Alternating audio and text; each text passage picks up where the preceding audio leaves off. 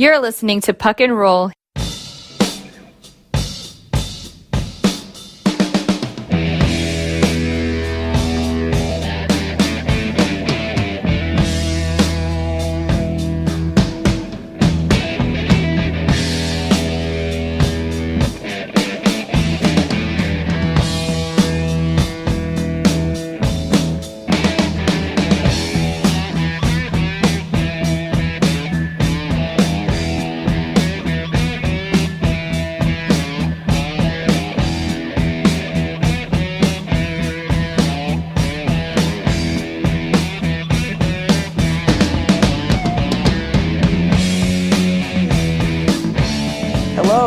Welcome to another episode of the Puck and Roll podcast. I'm your host, Sebastian High, and I am joined by Joshua Rosa. Josh, a lot is going on. Well, a lot is about to go on in terms of the Habs and the outlook for the future because the draft lottery is happening in less than 24 hours. What are your thoughts about that? The calm before the storm. It's going to get pretty interesting in the next 24 hours, especially once this episode comes out on air. I'm excited, cautiously optimistic. I don't think that it's the be-all end-all that Montreal Canadiens get the first overall pick because they're basically guaranteed to get a really good player out of this. And no matter where they land, unless they pull like a Ottawa Senators and Pierre Maguire and pick something wild and crazy, they should get their really good player that they needed. It just depends on where they land and where they're going to end up. I think Shane Wright's going to be number one. There's been some doubt, but I think he's going to be. There's always doubt before the draft comes. Every single year, we even saw that in McDavid's year of like, oh, maybe Eichel will be number one. Like, no, it never happens, right? Thing is, I think every year, or most of the time when there is doubt, like it's mainly just because like people want those big juicy headlines.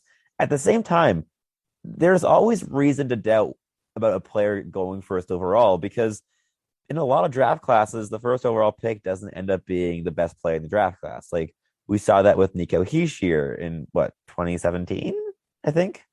Right. And that was like the Cale Makar and Elias Pettersson year. Same thing. Like, I mean, Rasmus Dahlin has been excellent this season, but is he actually going to be the best player out of that draft class? Who knows? It's not set in stone just yet. So yeah, like Shane Wright is going to go first overall unless the team takes a big swing on either like Yuri Slafkovsky or Logan Cooley, which both of those I could see happening, especially if like Ottawa gets the first overall pick and goes with Slafkovsky. But yeah, it's going to be Shane Wright. Like I'd be pretty shocked if it's not. But the nice thing is, at least like from my perspective, is that I'm not stressed about the Habs like wherever they draft at all because I don't think that the gap between Shane Wright and say Logan Cooley or Frank Nazar or David Jiricek or Brad Lambert is all that big. I do think that Shane Wright is the clear-cut number one, but it's not like an astronomical drop-off like it was like in the McDavid year, for instance. It's just like he is just the safest player to pick number one, whereas players that go after him could still become the best players in the draft class. It's just the likelihood of that is a little bit lower, and their potential for, I guess, busting of like maybe not becoming the biggest impact NHL players is a bit higher than it is with Shane Wright, which is why he is the number one prospect. But yeah, it's just an exciting time for Habs fans because a big part of our franchise moving forward is going to be determined tomorrow, which is massive. But I think before we really delve into the draft, we should probably take a step back and just look at this season as a whole for the Montreal Canadiens. Like, what did they do to end up in this situation? Like, they have the first overall pick. Oh, sorry. They have the best chances of getting the first overall pick because they were the worst team in the league this year. Like, what a fall from grace, right? From Stanley Cup finalists to 32nd in the league. The first ever team to finish 32nd in the NHL, your Canadien de Montréal.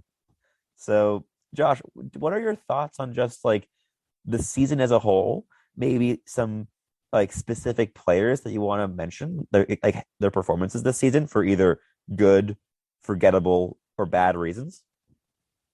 Well, when we're talking about how this happened, I think a big part of it is the lack of leadership that ended up in that locker room for the entirety of the first half of the season, because you have, by all accounts, a rookie NHL head coach who came in and coached half of the year last year and the playoffs coming in.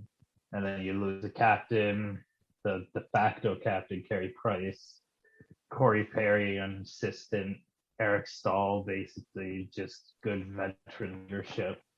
And that's a big part of why Montreal started losing and wasn't able to pull out of it. They just didn't have the guys to just sit the team down and say, you know what, we got to just get back to what we're doing and get back to a winning habit here, rather than just kind of not knowing exactly how to deal with this big loss to the leadership room. And that's just where I think it really snowballed into that.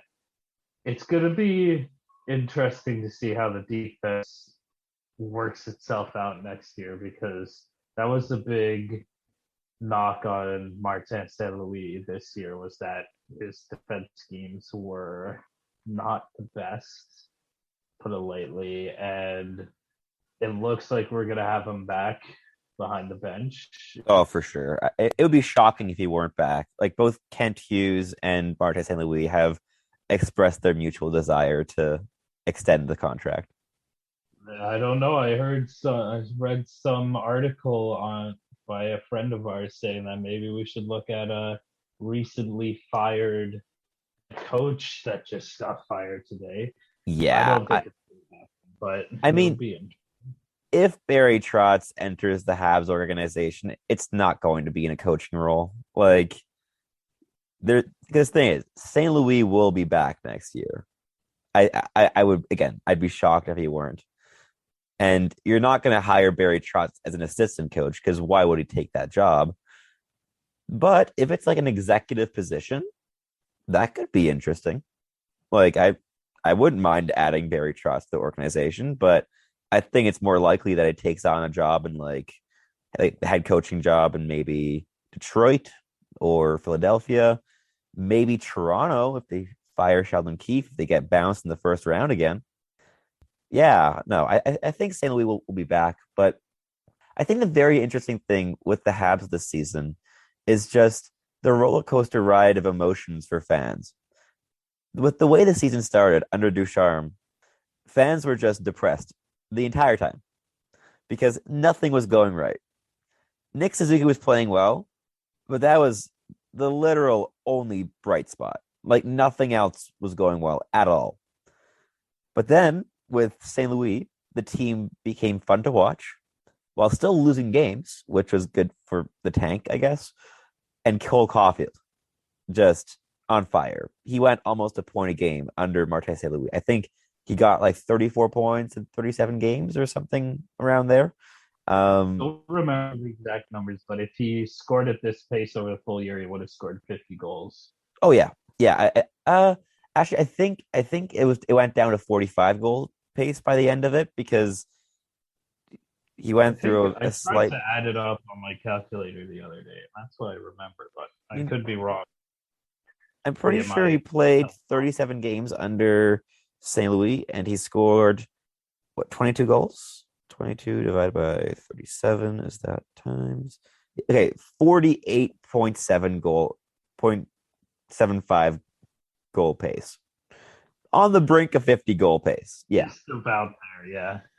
it's right around there. Like, yeah, Cole Caulfield was tremendous down the stretch. And obviously there were some defensive, well, many defensive woes with Caulfield that we noticed, but at the same time, you're not paying, well, what once you're actually starting to pay Cole Caulfield once he actually gets the big contract, which he is going to get, which we can also talk about. But you're not going to be paying him for his defensive ability. You're paying him because he's an electrifying goal scorer. And with the puck on his stick, there hasn't been a Hab since, I mean, Subban maybe, but like Kovalev maybe, that just gets fans that excited every single time he touches the puck. Like, just a truly dynamic and electrifying player to watch. And Habs fans needed that because Nick Suzuki is a tremendous talent and he pulls off some incredible skill moves, but it's not like every time he touches the puck, it's just like a quietness that goes, that spreads around the Bell Center when Cole Caulfield has the puck because everyone knows something fun is about to happen. And that's just a very special thing to have in this organization. And yeah, it's an exciting thing to have on the team.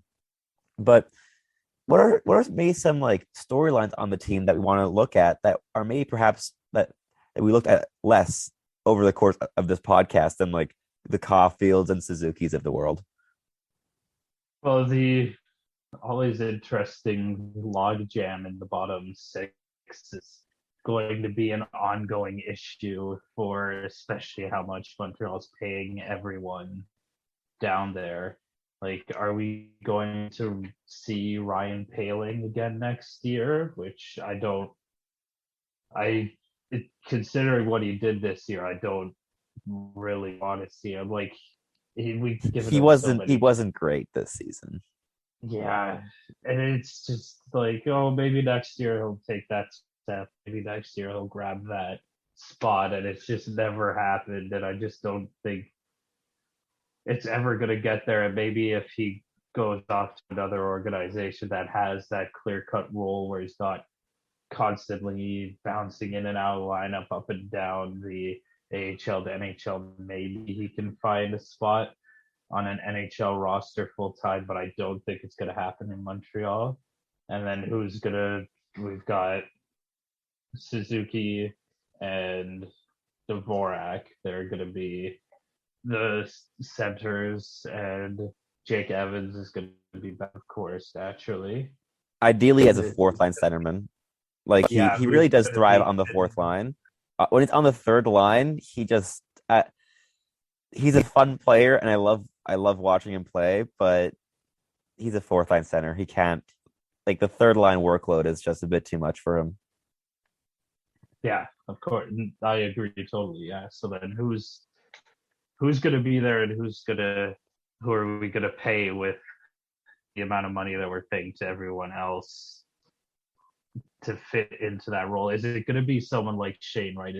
Are we going to draft Shane Wright, and is he going to be the guy right away, or are you going to want to kind of slow him down a little bit? You're very familiar with Shane Wright. If Montreal drafts Wright, are they putting him in the NHL right 100% full on? I would expect them to, but I would not want them to.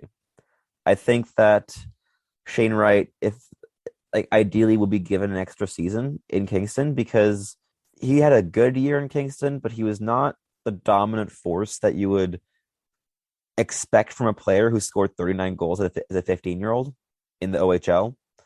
And I think if he's given a full season, I really want him to get traded out of Kingston. I cannot stand watching the Kingston Frontenacs play hockey. Their coaching is among the worst I've seen at the junior level. It is painful. Their power play strategy for Shane Wright is painful.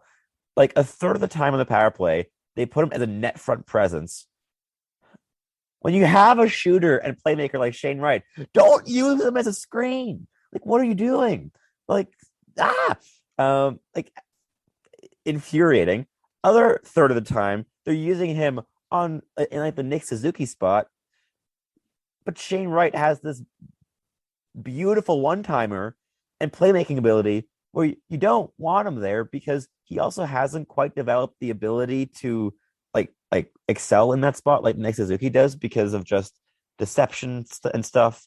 But he's so good from the Cole Caulfield spot on the left circle because he's a great playmaker. He has a tremendous shot, And from that spot, you can do both of those things beautifully.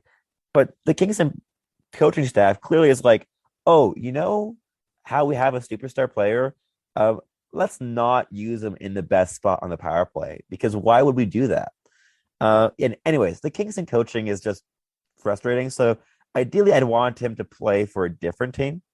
But either way, I think an extra year in the OHL would do his confidence a lot of good because also we've seen this in Montreal countless times of rushing 18, 19-year-old kids to the NHL because you just want a contributor right now.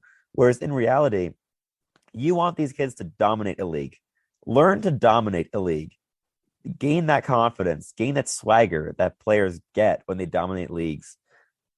Give them as much time as you think they could possibly need before bringing them over. And then ideally, you have a top six player immediately. Whereas if you bring over Shane Wright next season, he's your third line centerman.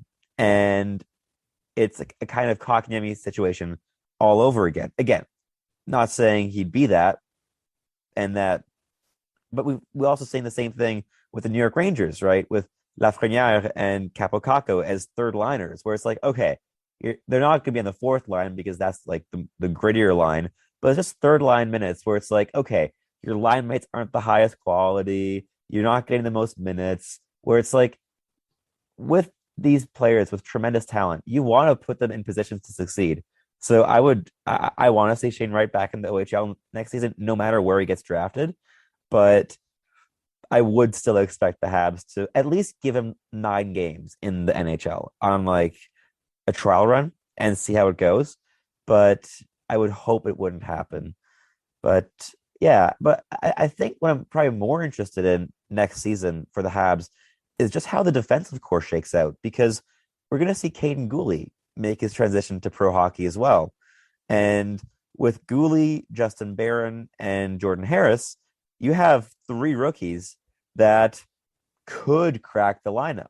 However, we have heard Kent Hughes say that he only expects 1 or 2 rookies to make the defensive core. So you're going to have a bit of a battle between those 3 guys of who cracks the NHL lineup, or maybe they're all impressive, like really impressive in training camp, and they all make it. But that's going to be definitely a storyline to follow, especially if Jeff Petrie gets traded away and is not replaced with an equally established player.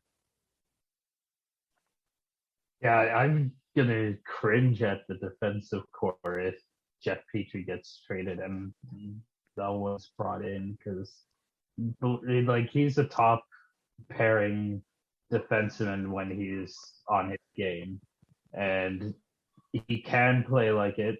At the very least, he's a very good top 4 defensive player and just the player that Montreal can't replace right now internally. Like Romanov's good and he's getting better every year, but he's not going to be it. Like I think he might be getting top pairing minutes next. I don't know if he's ready for it. He's definitely going to be in the top 4 and getting a heavy amount of minutes based on what he did this year. But the thing is with those 3 guys, those spots are open to take. Like the Yeah, for sure. Montreal's defense looks awful. So there's tons of room for these young guys. Like I'm really impressed with Jordan Harris. This small sample size that he's been in, the poise he has with the puck is just incredible in all 3 areas of the ice, in my opinion. And Barron, I think, did well as well, but then got injured, so it's harder to really figure it out. But I think those 2 have the biggest shots of making the NHL and having a positive impact. Just the style that they play their game and the maturity that they have for how little experience is very surprising. And I think paired with a more veteran player, they could bring something positive to the team next year and really grow beyond as maybe a really sturdy top 4 option, both of them.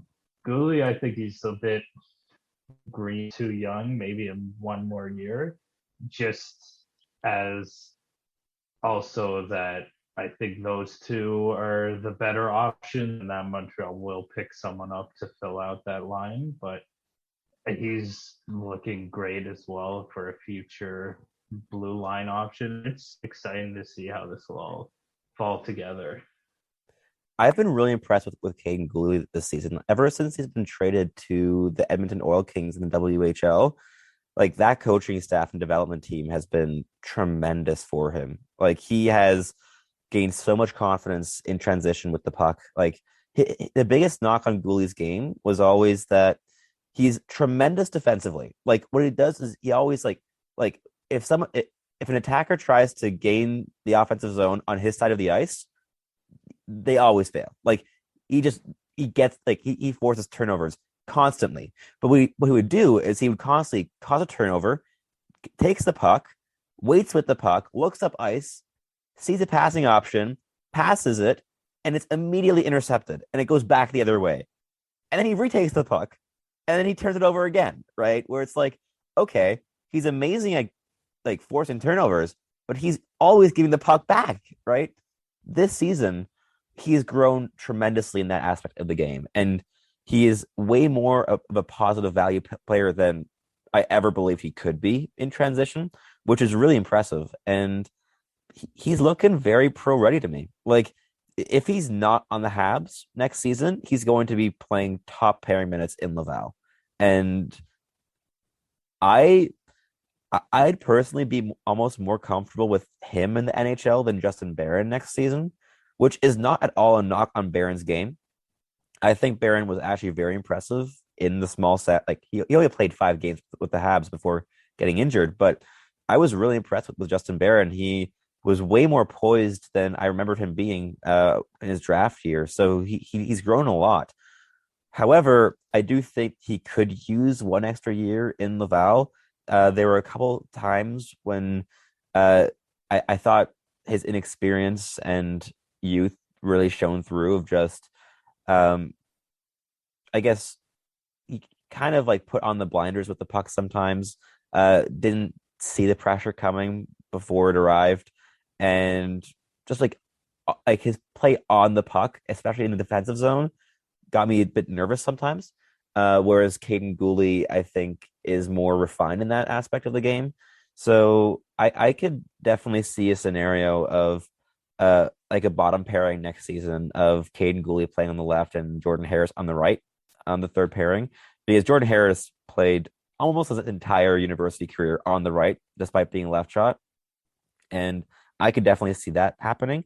But if all three of them make the NHL next season, I'd be over the moon. Like that would be so much fun. And it would also put the Habs totally in line for that tanking season for Connor Bedard, Matvey Michkov, or Adam Fantilli. And that would bring me much joy because next season would be the year to tank because there are legitimately generational talents available in the 2023 draft class. And that really would be lovely to have a genuine superstar on the Habs. But yeah, we'll see what happens in the offseason.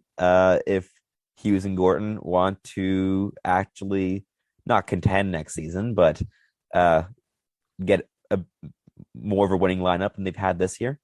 But yeah, I think we can also then talk about like which players we think will not return next season, whether it's because their contracts expire or because we expect them to be traded. So I think some of like the big names that could be moved include Mike Hoffman, Yoel Armia, obviously Jeff Petrie, and who else?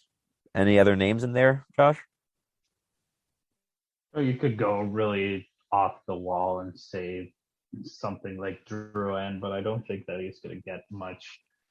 Like the big name that everything's going to center around this offseason is Jeff Petrie because even though he asked for a trade halfway through, that was before Martin St. Louis, and since then, Petrie has said that he's not exactly changed his mind, but the last half of the season has put a different perspective on things. Otherwise, it's hard to see a lot of these people being traded because of the amount of money that they're getting and what they did this year. Like Montreal got of their best trade chips with Tyler Toffoli, Arturi Lehkonen, and Ben Schott, and there's not really a whole ton left to pick at. Like Yoel Armia, if he had a halfway decent year, he could get a decent return, but he was absolutely awful, and I don't think I could see any team trying to take a run at him, even with how much money he's had and how bad he got. The only one I could see is Mike Hoffman because statistically he had a half decent year. He put out some goals on a terrible team, and there was interest in him in the past. I don't know how much he could get. Maybe mid-round, couple of mid-round picks, maybe a low-ranking prospect. But out of the trade picks, I think he's the most likely to go, and I think it would be good if we got something out of Mike Hoffman because depends on the way that the team goes. But if we want to kind of go young, go tank, then I think Hoffman should be moved for a younger model.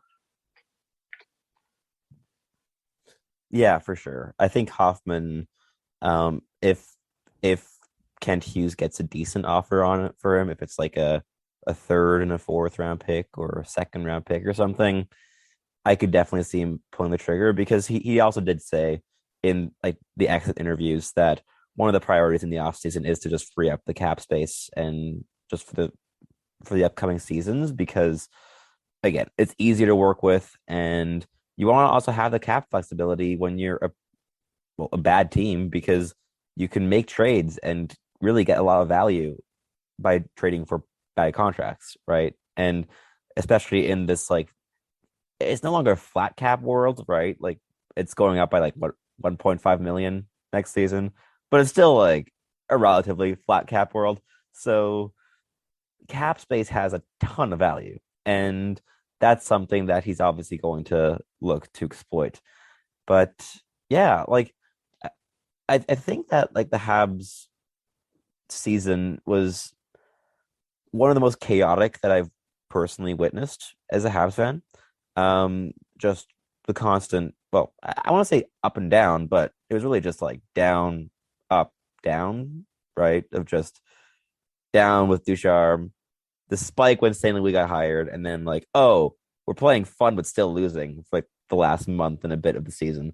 Um, but yeah, it's been quite a wild ride. But yeah, I guess we should probably then start talking about the draft because that really is like you mentioned that Jeff Petrie is the focal point of the Habs offseason, but I think I'd argue that the draft is, right? Obviously, Jeff Petrie of all the individual current Habs players for sure. But it's the draft that everything is rotating around because, well, it's massive. Montreal has 14 picks currently, with what 4 in the first 2 rounds. So yeah, That's correct. Yeah. I believe it's 4 in the first 2 rounds, and then they have another 3 picks in the third, 3 picks in the fourth, and then 1 pick in the fifth and the sixth, and then 2 in the seventh. So they got a lot of draft capital, and they're going to use most of it. Obviously, they might move some for next year's picks or for players or stuff, but you can be sure that the Habs are going to draft at least 10 players this year. And that is going to be huge. Whether or not they get the first overall pick is irrelevant because just draft day as a whole is going to be massive for the Montreal Canadiens. All right. So this is always my personal favorite section of the episodes because I get to talk nerdy stuff about the draft, which is my favorite thing to do in the world. So for Montreal's first round pick, I think I just wanted to outline some of the possible players that Montreal will add uh, with with their top 3 selection. If Montreal gets the first overall pick, I know some people are saying, oh, maybe Slavkovsky or Cooley are going to go first, but 9 times out of 10, Shane Wright is going to be the first overall pick. And in Shane Wright, what you get is a tremendously intelligent centerman who projects to be a 70 to 80 point guy. So not like the 120 point superstar that some people might expect from a first overall pick, but you are getting a player that plays a game that is not dissimilar to that of Nick Suzuki. And Nick Suzuki has really endeared himself to Montreal Canadiens fans. So I think the prospect, like the idea of adding not a necessarily second Nick Suzuki, but that type of player, having two of those in your system is a tremendous thing to possibly have, right? Like, and like, I mean, like Nick Suzuki isn't really exactly like a high end number one centerman, but he is playing as a number one centerman, and having two of those, like a 1A, 1B type situation, would be tremendous for the Montreal Canadiens moving forward. And I think if the Habs do pick first overall, Shane Wright is the correct pick with that selection. But if the Habs end up with the second or third overall picks, it's where things get a little bit more interesting in terms of possible variables, because there aren't really an established second or third best players in this draft class. I know a lot of people have Logan Cooley and Yuri Slafkovsky in those 2 and 3 slots in some order. But it's not like they've really established themselves in those spots. So Montreal could not go off the board, because I don't think it would be going off the board, because I actually have Logan Cooley ranked at 5 currently, and Slafkovsky at 7. Though, and I know Cooley at 5 may sound harsh, but it's more that my rankings of 2 to 5 are as tight as it possibly gets. It really is splitting hairs between those players for me personally. So it's between Brad Lambert, Frank Nazar, David Jiricek, and Logan Cooley. You could convince me picking any of those 4 guys at number 2.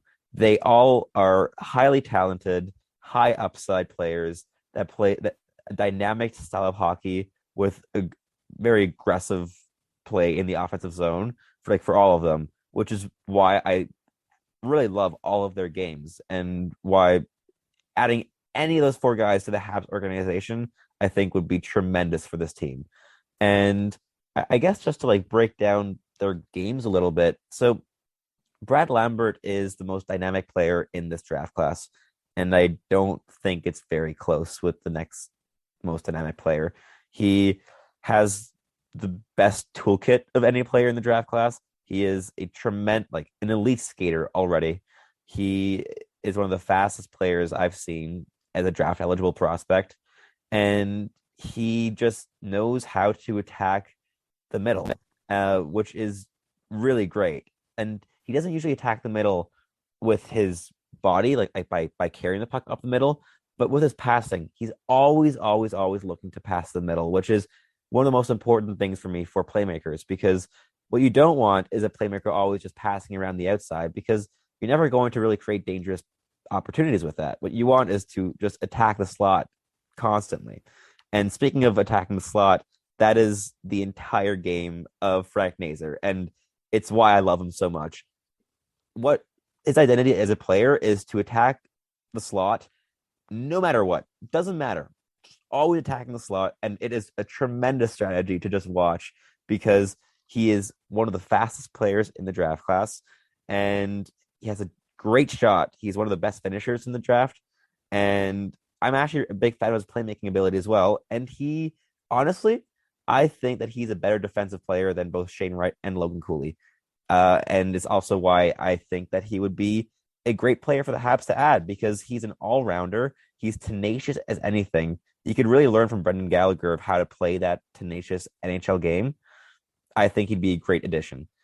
David Jiricek, I think, is established as the best defenseman in the draft class. He's a right shot defenseman, which the Habs desperately need. And he is one of the most aggressive defensemen in the offensive zone that you could imagine. He is so much fun to watch. He pinches constantly against pro competition.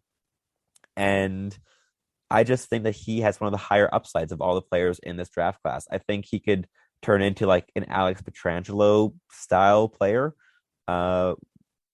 which is always something you want to add. And I personally just think that his upside is better than that of Logan Cooley. Speaking of then Simon Nemetz. Sorry, I wanted to transition to Logan Cooley afterwards, which is why his name was in my head. Logan Cooley, tremendously skilled, more dynamic than Shane Wright, in my opinion. And he is just very, very skilled. He plays a game that honestly can be compared to that of like a Sebastian Aho, where he is primarily a playmaker, but he does have a good shot as well. So he is fun. A lot of people have been praising his defensive game. I'm lukewarm on him defensively. I think that he's mainly just a fun, dynamic offensive piece. And if defense comes, that still has to grow into his game. But if the Habs pick Logan Cooley second overall, I am very happy about it. I think he is a tremendous player. And yeah, they're just a bunch. Like I just think that grouping of players is so tight. And if any of those go second overall, I'm happy. Yuri Slafkovsky, I think, is a very good prospect, but I would not want the Habs to pick him second or third overall.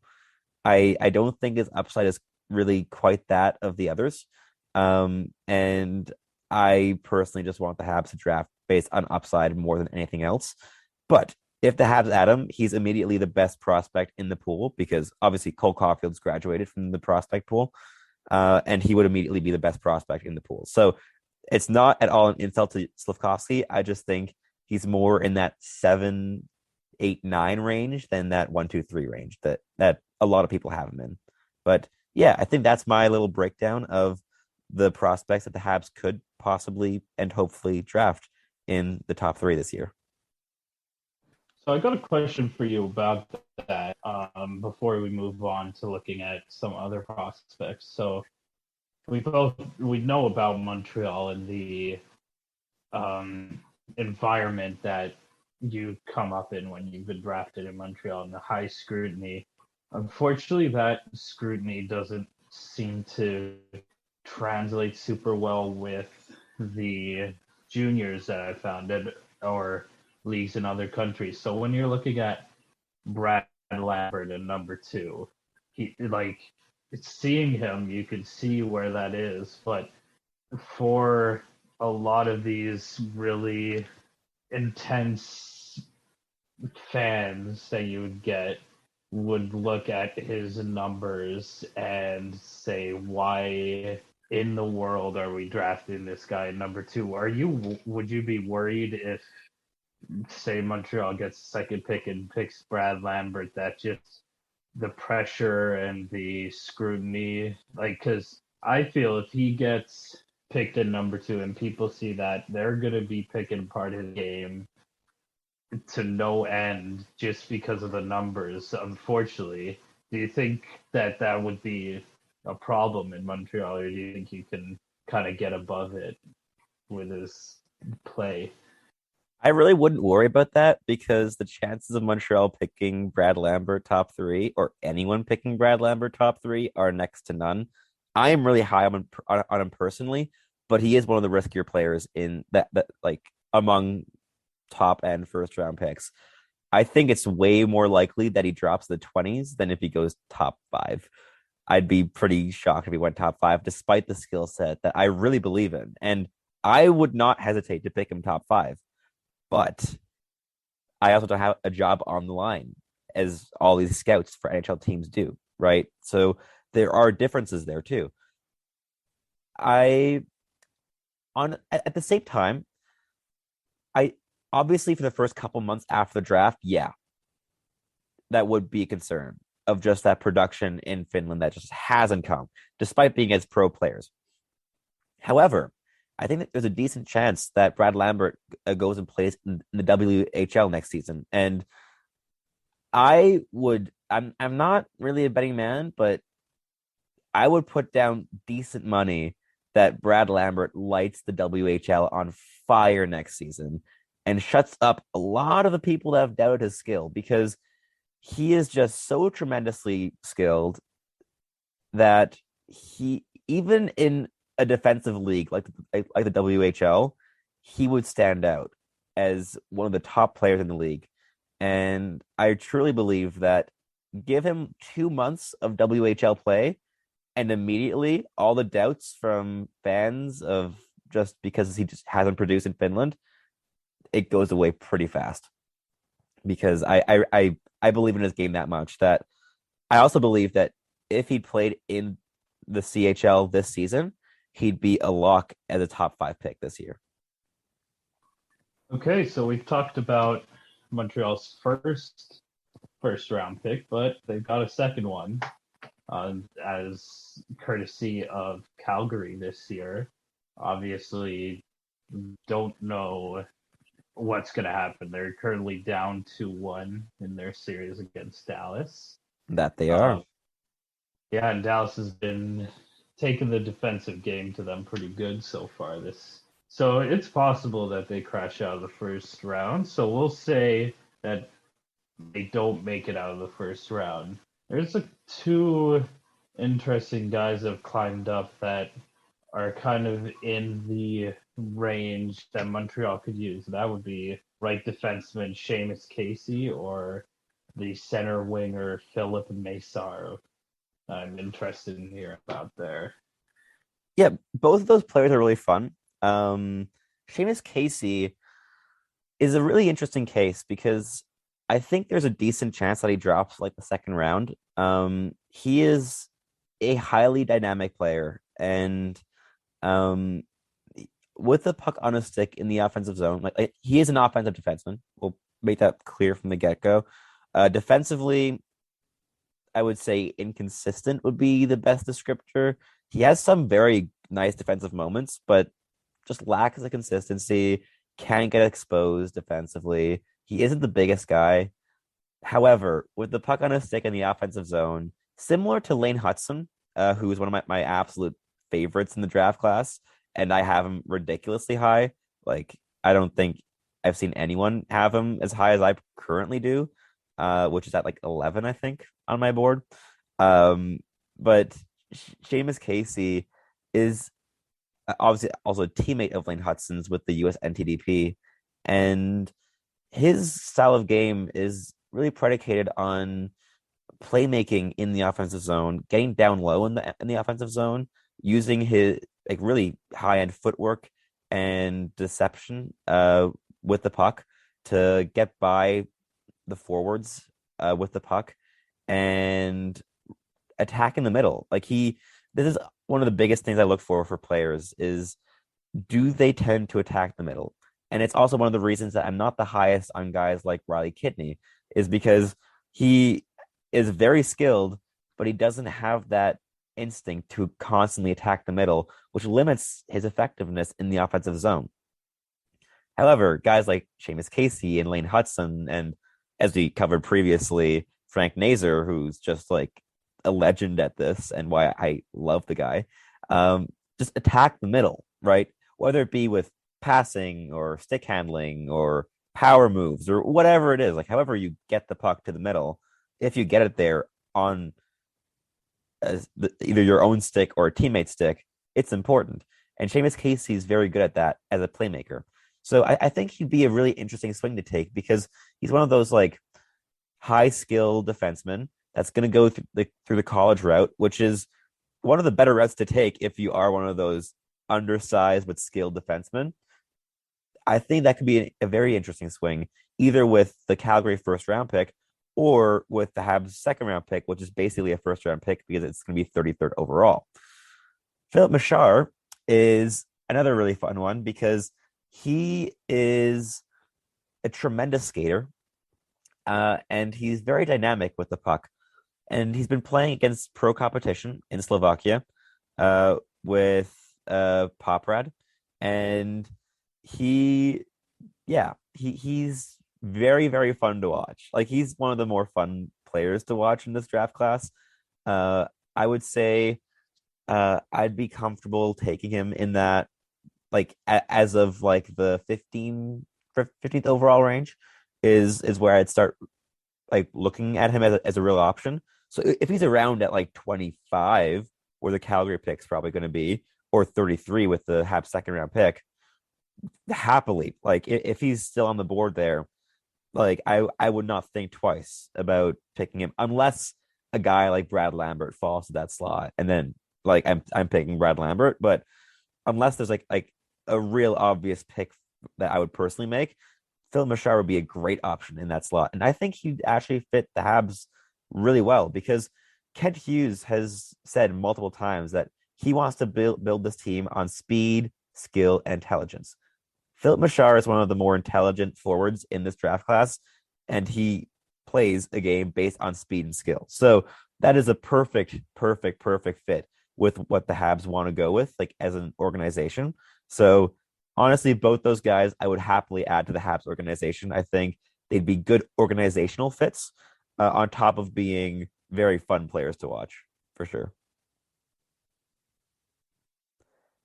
Yeah, and I think with that we can actually kind of conclude this episode, which is a bit of a shorter one, but we got off to a very late start with this episode. Plus, it's a panel of two, so that always shortens it a little bit. And we're both a bit under the weather too, so lots of reasons to cut this episode a little bit shorter than normal. And I regret to inform everyone that there will be no This Day in Habs History today. Yes, it is heartbreaking. But yeah, I think at this point we are just very excited for the draft lottery. And with that, we're going to hope for the best with the first overall pick. But if the Habs don't get it, please do not fret. The Habs are going to get a very, very good player, no matter what, that is going to help this organization in the long run and potentially in the short run as well, depending on what the Habs management decides to do with the player they pick. And yeah, so Josh, thank you so much for joining me for this episode, and we'll see you again hopefully very soon.